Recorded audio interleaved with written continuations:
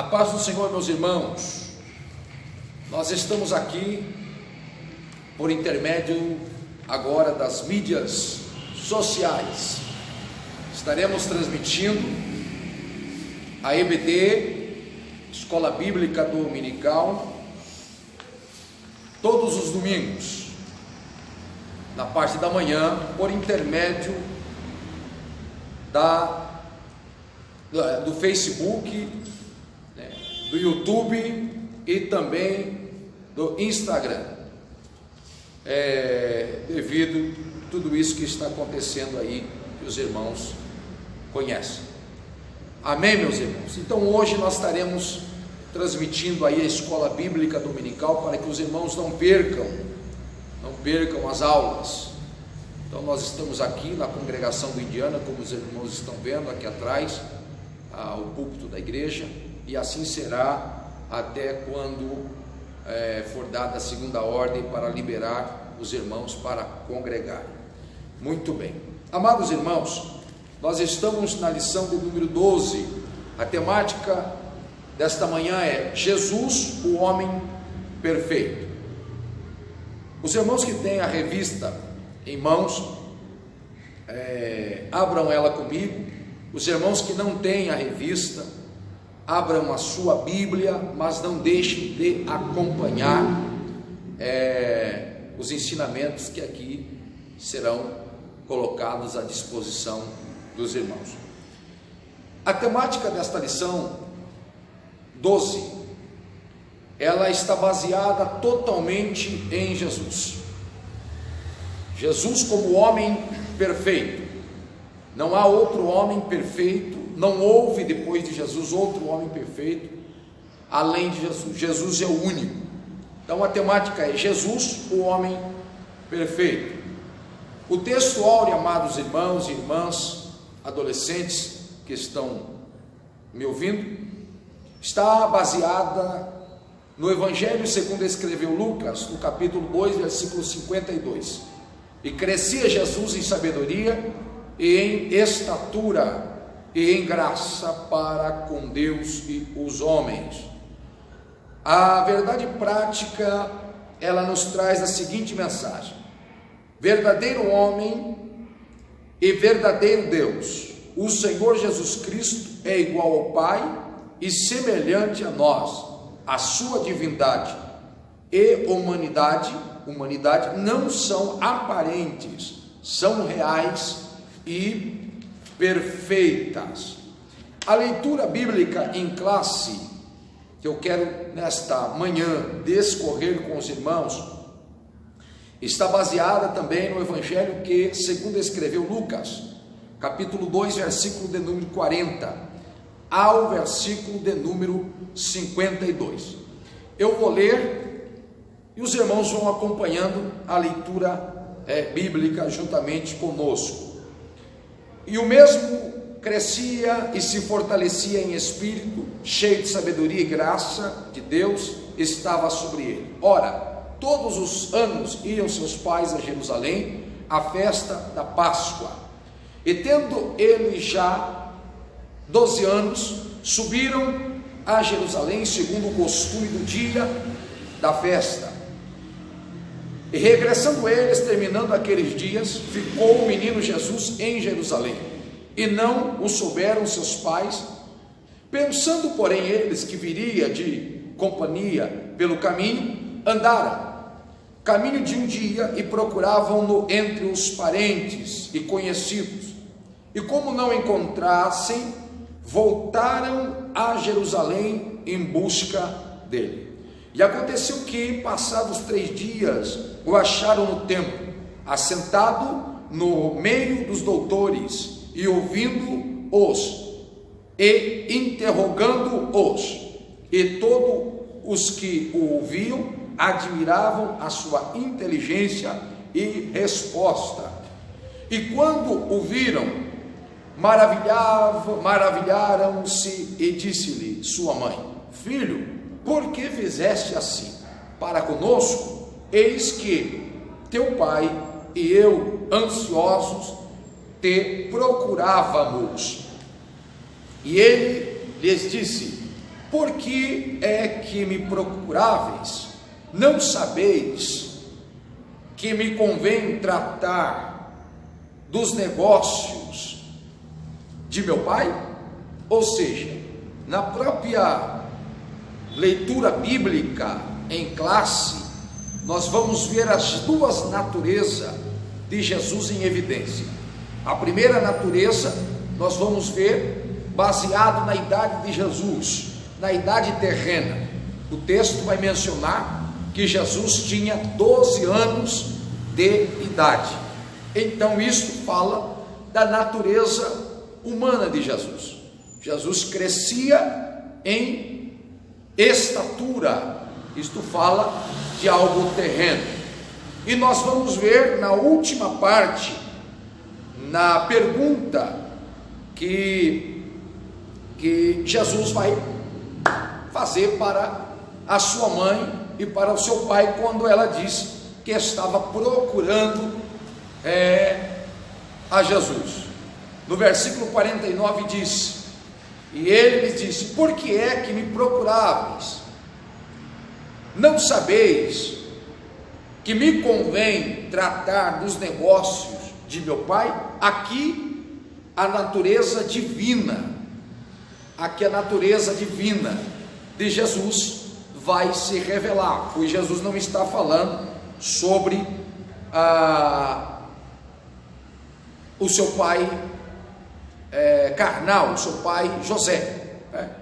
No versículo 50, a Bíblia vai nos dizer assim: e eles não compreenderam as palavras que lhes dizia, e desceu com eles e foi para Nazaré, e era-lhe sujeito, e sua mãe guardava no coração todas estas coisas, e crescia Jesus em sabedoria e em estatura e em graça para com Deus e os homens.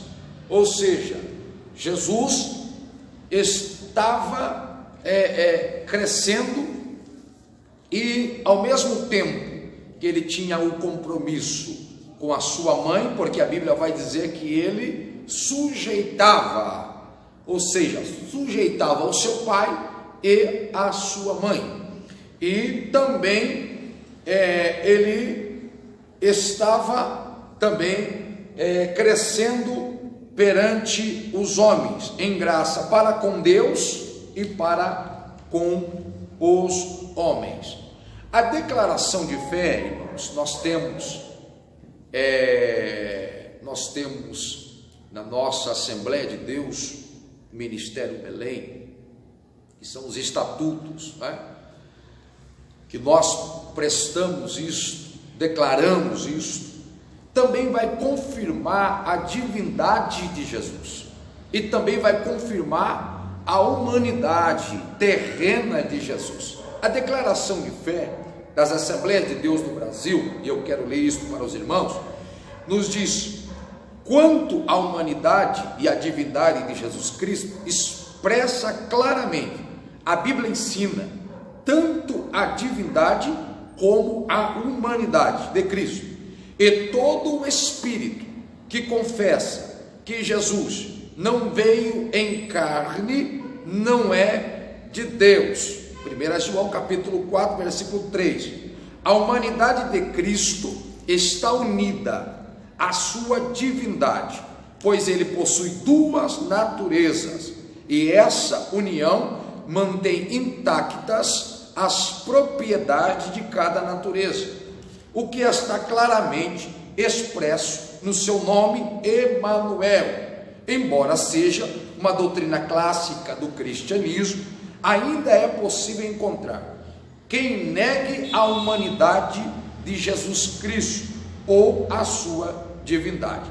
Essas pessoas cometem o erro básico de selecionar ou isolar um aspecto somente da natureza de Jesus. Nesse sentido, a nossa declaração de fé não deixa dúvida quanto às duas naturezas, a humana e a divina, de Cristo, o nosso Senhor, o homem perfeito. Na introdução da nossa lição, nesta manhã, nós estaremos estudando sobre este homem, o homem perfeito, e também estaremos falando alguma coisa sobre o homem do pecado, e focaremos hoje a encarnação do Filho de Deus como Filho do homem. Então vale lembrar aos irmãos que nós professamos que Jesus veio em carne e não em espírito, por mais que ele foi concebido pelo Espírito, mas a natureza terrena de Jesus, ela deve ser perfeitamente esclarecida e estar esclarecida nos nossos corações. Então, quando alguém perguntar para os irmãos, Jesus veio em carne ou em espírito, os irmãos professem essa fé em Cristo. Jesus veio em carne, nasceu da barriga de uma mulher, mesmo obstante sendo o Espírito Santo, o Espírito de Deus ter assim concebido ali a Maria, a pessoa de Jesus Cristo.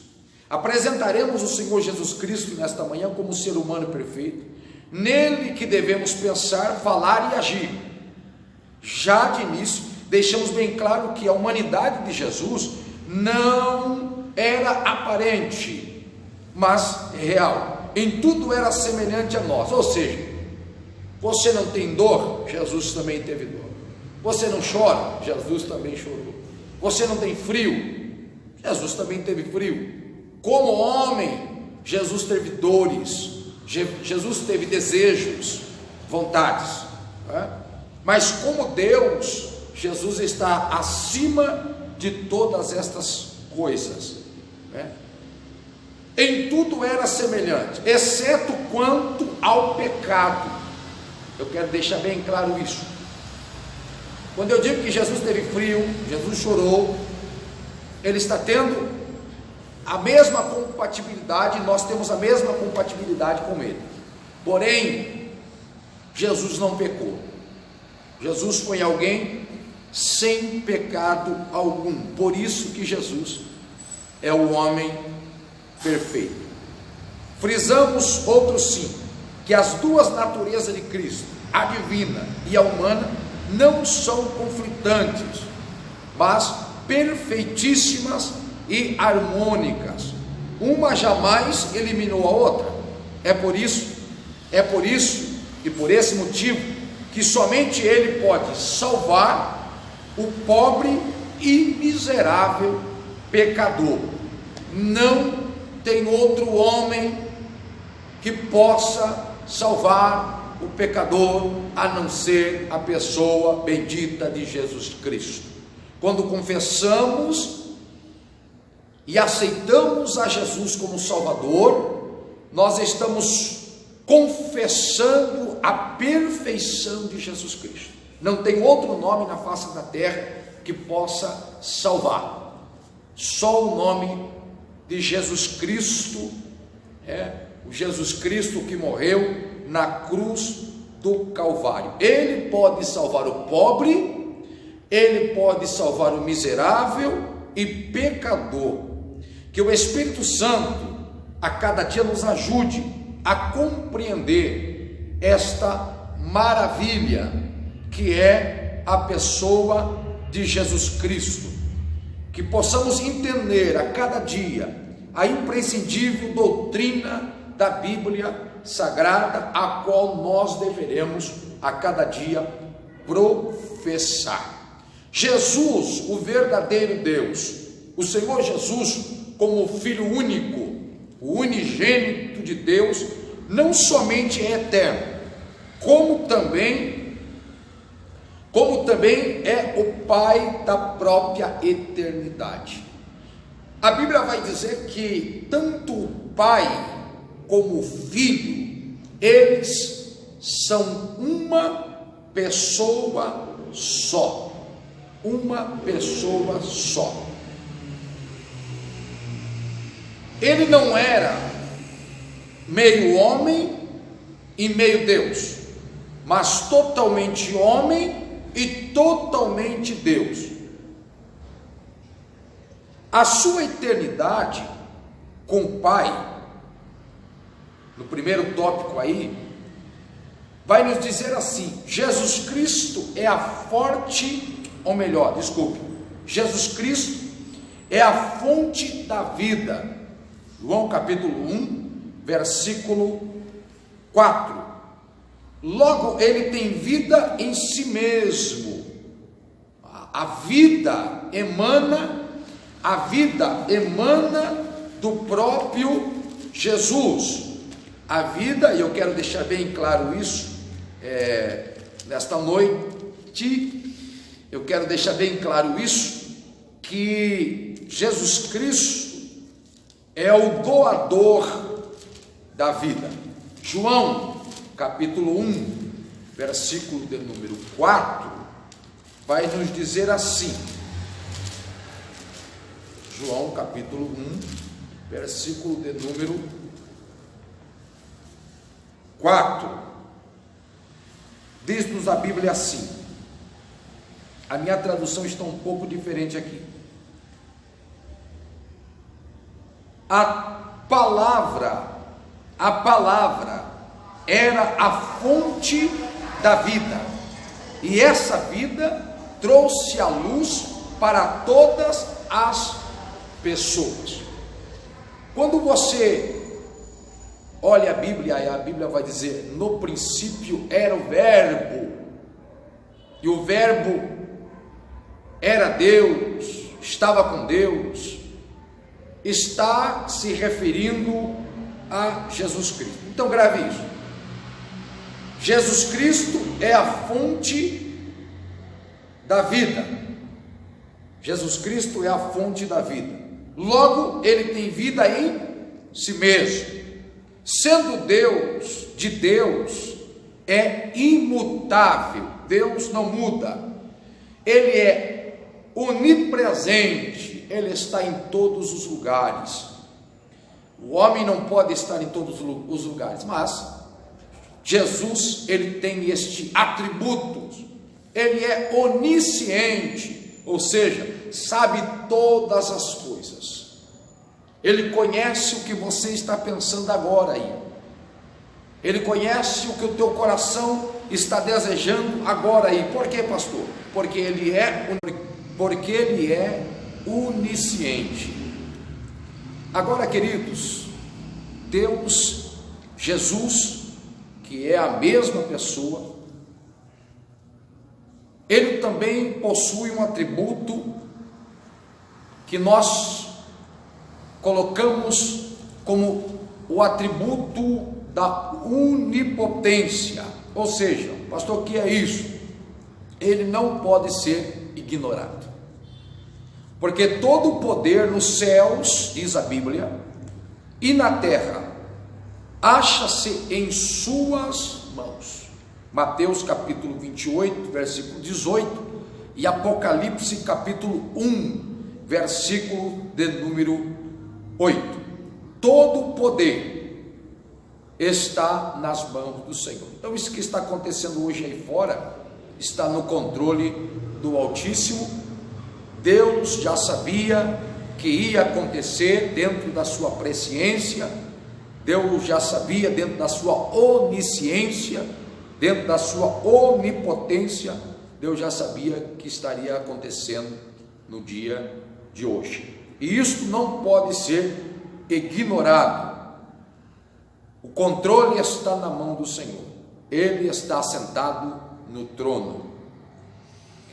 Ainda, amados, continuando dentro desse mesmo pensamento, a Bíblia vai nos mostrar que o nosso Jesus se esvaziou da sua glória, mas não da sua divindade. Ele deixou a sua glória, ele deixou o seu trono, deixou o seu poder, para se tornar como um de nós, meros mortais, corruptíveis, de corpo, alma e espírito, para que Gênesis capítulo 3, versículo 15, viesse se concretizar na vida do homem. Porque quando aconteceu lá atrás aquele combate, onde aparentemente Satanás saiu vitorioso, Deus deixou bem claro lá, já professando, uma promessa feita lá atrás, que alguém iria nascer. Deus já estava falando de Jesus, olha a distância, Deus já estava prometendo Jesus para a humanidade. Então Deus já sabia o que iria acontecer, Deus já sabia que iria enviar o seu filho, Deus já sabia que a cruz o seu filho teria que passar, o sangue teria que verter, para que eu e você estivéssemos aqui. Mas para isso, quando houve aquela pergunta, quem irá por nós? E você vai ver a resposta, eu irei, era Jesus gritando, exclamando, dizendo que desceria para pagar o preço por mim e por você. E ele não pensou duas vezes. Às vezes a gente pensa duas vezes em fazer a obra de Deus, a gente pensa duas vezes em colocar a mão no arado, e aí nós paramos e pensamos que Jesus se esvaziou da sua glória, se esvaziou do seu trono lá no céu e desceu para morrer por nós. Quando de sua encarnação no ventre puro e virginal de Maria, o Filho de Deus não se esvaziou da sua divindade, ele nasceu da barriga da mulher, como está escrito em Gênesis capítulo 3, versículo 15, da semente da mulher nascerá um que pisará a tua cabeça, está escrito lá em Gênesis capítulo 3, versículo 15. Mas mesmo nascendo da barriga da mulher, do ventre da mulher, do ventre puro de Maria, o Filho de Deus não se esvaziou de sua divindade, mas sim de sua glória, mas não de sua divindade.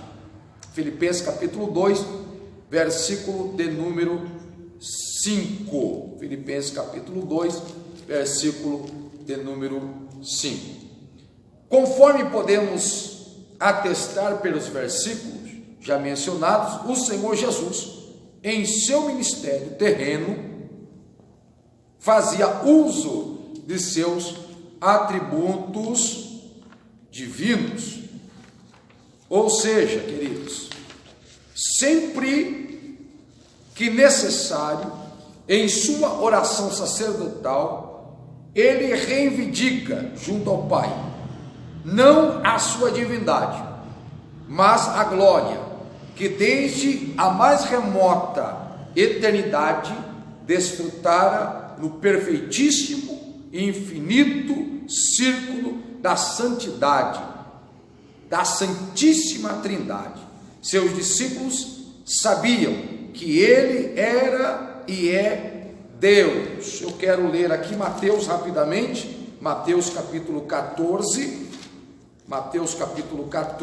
rapidamente nós estaremos lendo aqui para os irmãos. Capítulo 14, versículo de número 33, que nos diz a palavra: e os discípulos adoraram Jesus, dizendo: de fato, o Senhor é o Filho de Deus. Ou seja, os discípulos reconheciam, sabiam que ele era e é o Filho de Deus, e assim como nós também temos que professar isso, que ele é o Filho de Deus. As Escrituras revelam que o Senhor Jesus era e é perfeitamente humano e perfeitamente divino. No segundo tópico aí, irmãos, nós vamos ter Jesus, o verdadeiro homem, a concepção a encarnação e o nascimento do Filho de Deus não pegaram Israel de surpresa, pois os judeus sabiam, pelas escrituras do Antigo Testamento, que o Messias em breve chegaria. Aliás, o mundo gentílico foi preparado por Deus para recebê-lo, mas infelizmente os judeus, apesar de todas as evidências bíblicas, vieram a rejeitá-lo. Ou seja, Jesus veio, Jesus abriu mão da sua glória, mas a Bíblia vai dizer que os seus não o aceitaram. Mas eu glorifico a Deus que a Bíblia também diz que todos aqueles que o aceitaram, deu o direito de serem chamados filhos de Deus. Nós não tínhamos esse direito, mas por causa do homem perfeito, nós estamos aqui hoje professando a fé em Cristo Jesus. É por causa disso que Deus não aceita que a sua glória seja dividida. Ou nós adoramos a Deus numa totalidade, ou adoramos o mundo numa totalidade. Deus não divide a sua glória com ninguém. Então, amados, o Filho de Deus não foi aceito, mas nós aceitamos a Jesus. Éramos verdadeiros jambuzeiros bravos, mas fomos enxertados, porque a palavra primeiro veio para os israelitas, em segundo lugar a palavra veio para os gentílicos, que não eram nós ainda, e em terceiro lugar, aí sim, o azeite, o sangue, a graça de Deus nos alcançou. Nós estávamos lá nas orlas dos vestidos de Jesus, e fomos alcançados pela graça e a misericórdia de Deus, por intermédio do seu Filho. Nesse tópico, eu quero lhes falar que Jesus estava no seio do Pai. Jesus estava no seio do Pai, antes da sua encarnação. O Senhor Jesus, que nós pregamos, achava-se no seio do Pai. João capítulo 1, versículo de número 18, que os irmãos já conhecem esta palavra. Mas não devemos supor que ele estivesse inativo. Não, Jesus estava trabalhando. Pelo contrário, sendo ele eterno e o Pai da eternidade, participou ativamente da criação do mundo. Então nós temos três: o Pai, o Filho e o Espírito Santo. Os três estavam ativos na criação do ser humano. Senão, vejamos, quando ele vai formar o homem, ele pronuncia uma palavra que até os dias atuais ecoa nos nossos corações: façamos o homem a nossa própria imagem e semelhança. Você vai ver ali o Pai, o Filho e o Espírito Santo tendo o mesmo pensamento, entrando no mesmo acordo, sobre o mesmo sentido, o mesmo projeto, que era formar o homem. Ou seja, Jesus estava ativo na criação do mundo. Ele é o Verbo, ou seja, ele é a palavra, ele é a palavra de Deus, ele é o Verbo vivo. Todas as coisas vieram a existir por intermédio dele. Quando em Gênesis, a partir do capítulo 1, você vai ver a criação, você vai ver a criação do jardim, você vai ver a criação dos animais, você vai entender ali, pela palavra, que tudo foi feito. Haja. Deus é Jesus, era Jesus falando: haja. Tudo foi feito por intermédio da sua palavra. E diz a Bíblia que sem Cristo, nada do que existe existiria. Nada do que existe. Inclusive, deixar bem claro isso, para você valorizar mais a sua vida cristã. Você só está aí por causa do haja de Jesus. Jesus também foi profetizado no Antigo Testamento. A vida do Senhor Jesus é profetizada em todo o Antigo Testamento. Olha lá, no Gênesis, ele é a semente da mulher. Gênesis capítulo 3, versículo de número 15. Em Malaquias, o sol da justiça. Malaquias capítulo 4, versículo 2. Entre ambos os livros há outras profecias carregadas de significados tanto para Israel como para os gentios. Jesus é o tema das duas principais alianças da história sagrada. Jesus é o elo das duas alianças, a de Abraão e a de Davi.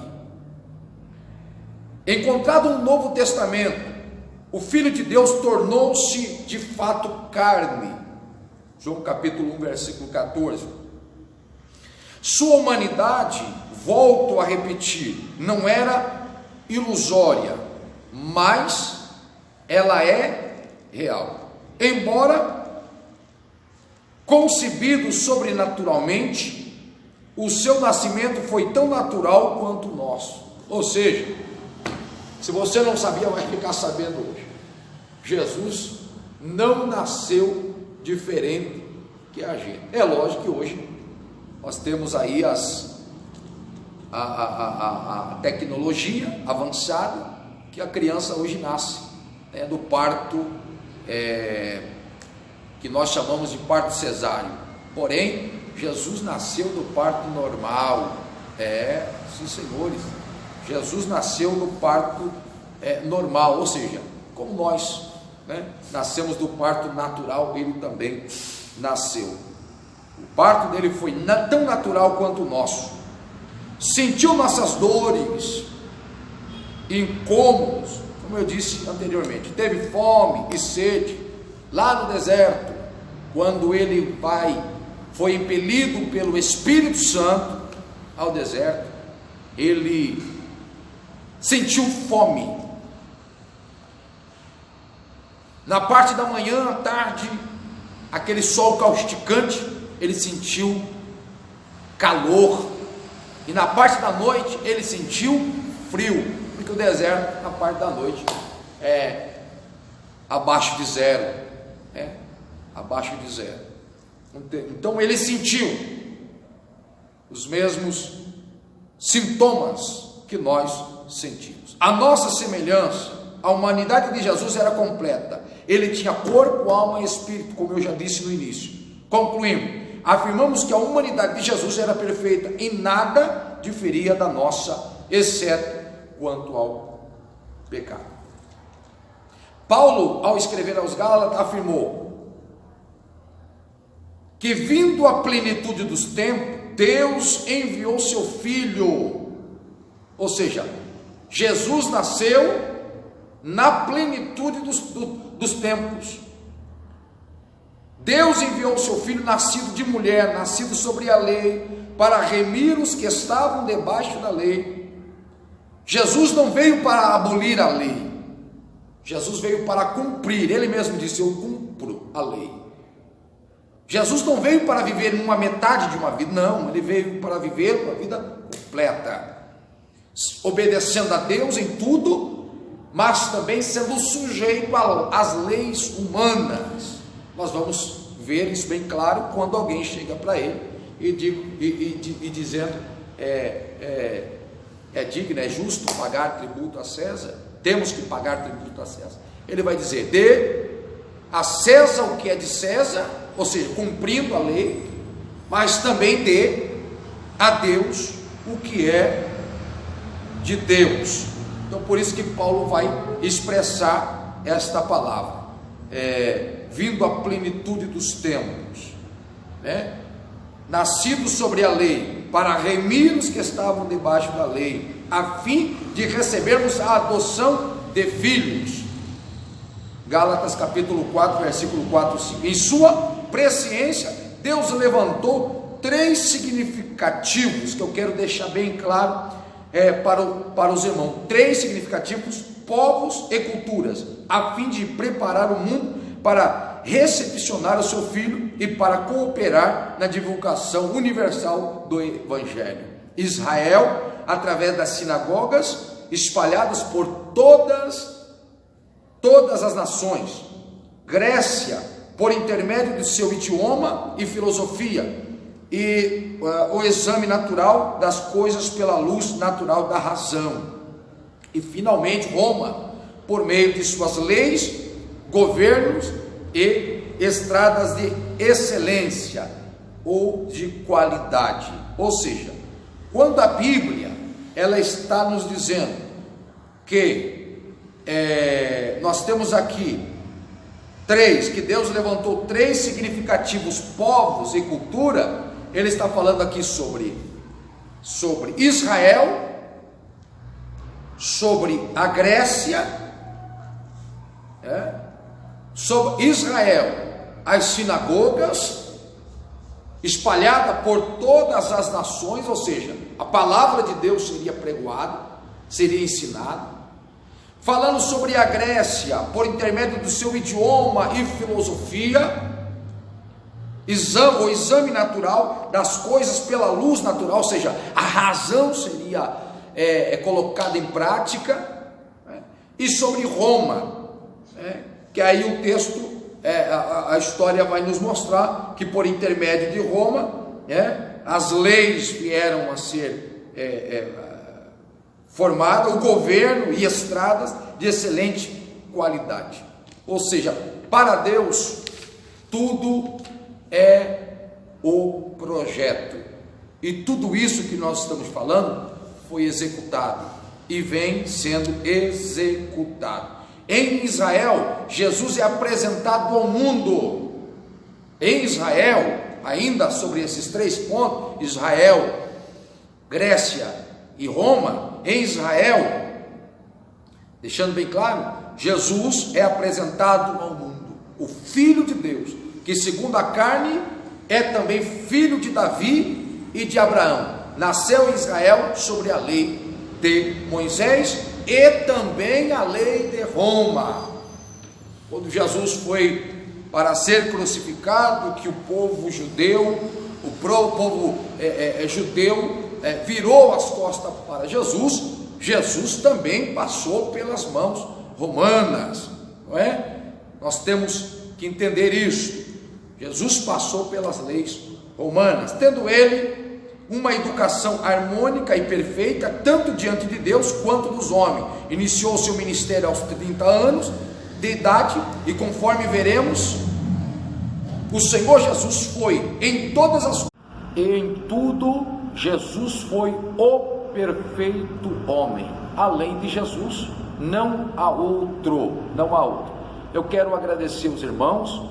Fizemos aqui um resumo da palavra de Deus, da lição desse domingo, lição 12, e no próximo domingo, se assim Deus nos permitir, estaremos novamente aqui para trazer a outra parte da lição para os irmãos, a lição de número 13. Amém? Fique com a paz do Senhor, que Deus venha guardá-los a cada dia, abençoá-los, se abracem com Jesus, o homem perfeito, enquanto esteve aqui na terra, e agora no céu, o Deus perfeito, Deus santo, Deus maravilhoso. Que Deus abençoe a todos, que Deus dê um domingo abençoado, e que a graça de Deus, e o grande amor, e as doces consolações do Espírito Santo, estejam com todos, em o nome de Jesus. Amém.